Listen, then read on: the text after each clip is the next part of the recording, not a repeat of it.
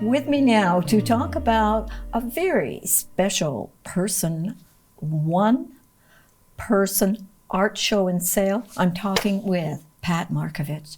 Nice to have you in the studio, Pat. So when is this art show and sale taking place? Doreen, it's taking place the weekend of October 14th and 15th. Now, what time those 2 days? So Saturday is from 10 a.m. until 5 p.m., Yes. 10 to 5, and Sunday is from noon until 4. Where will this be?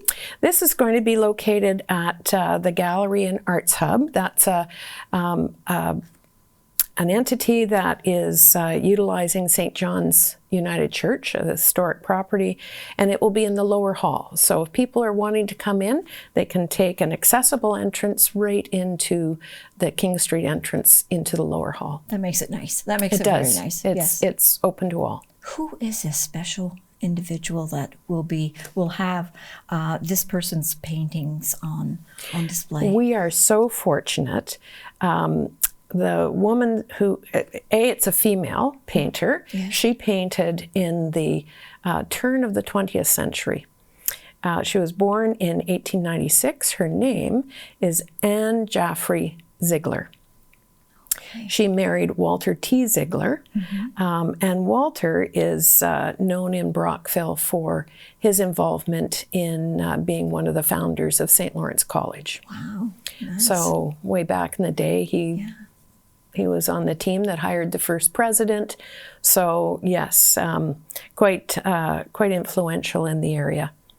Anne was raised in Toronto, and she began painting at quite a young age. Okay. And she studied under a number of people. Most notably was Frank Johnston. And Frank is one of the group of 7. And of course, she was painting during the time in the early 1920s, when the group of 7 was just starting to flourish. Lauren Harris had a real desire to make the group of 7 make Canadian art part of a global landscape. And they started painting, they were painting in an impressionistic style, reflecting many times the beautiful Canadian landscape, but they used more vivid colors. And it's I think it's something that strikes a chord in many Canadians who followed their art and are still quite lovers of the group of 7. Now, off camera, we were talking about sketching and the sketchbooks. Yes. So this show will have over 100 pieces of Anne's. It's the final kind of cohesive collection that there exists of Anne's. And we also have access to her many sketchbooks. So the tiny little 4 by 6 inch notebooks that you take out, and they are fascinating. There's landscapes in them. There's sketches of her daughter, Kathy. There's it's a wonderful way to just flip through some history there. And to see what she was thinking on one particular day. Yes, Look yes. what she's thinking about. Yeah. Yes, yeah. Wow. To think that would have been saved.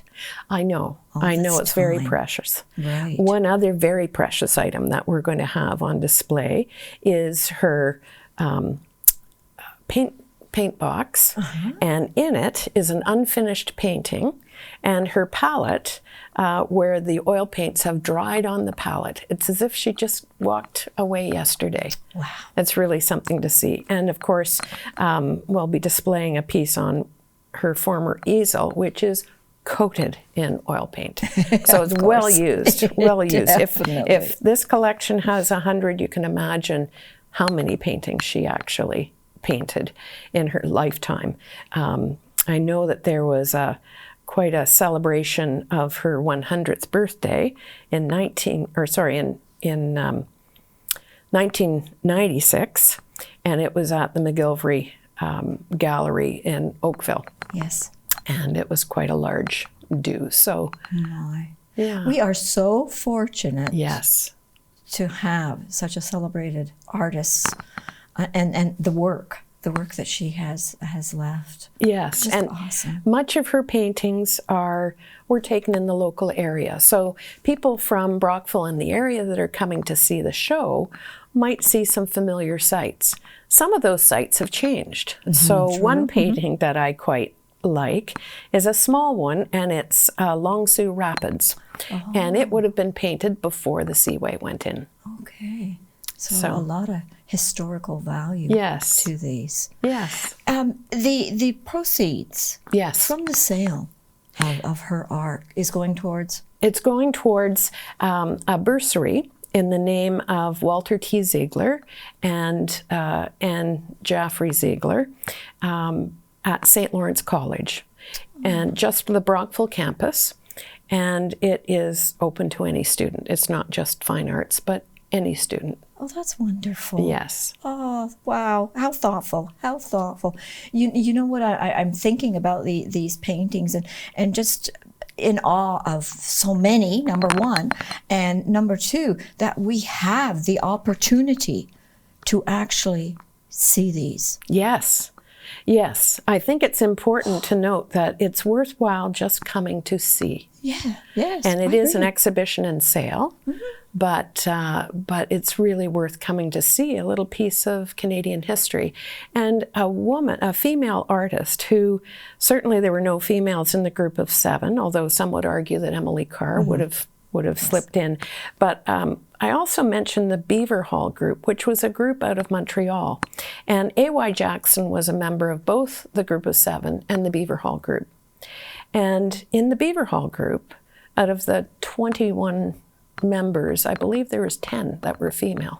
So it was quite unique. Yes. Now that group only stayed together a few years as opposed to the group of 7 that have got a longer span. But it just, demonstrates the need, the desire. I know the National Gallery just had a show recently on female painters, Canadian painters, and so it's quite...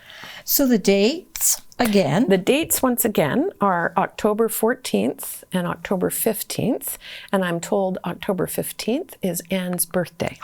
No, yes. Really? Yes. So it will be quite a celebration. And the times on the Saturday are from 10 until 5. Sunday, again, the 15th, is from noon until 4. And it's in the lower hall at St. John's United Church, which is the corner of King and Park, and fully accessible. You can just go right into the lower hall entrance, just at the west side of the front of the building. So you're going to be busy the week before. Absolutely. Absolutely. Getting ready for this. Yes. It's awesome. Well, thank you for coming in and sitting down with me and letting us know about this wonderful work that Anne is now sharing. Well, thank you for allowing me the time.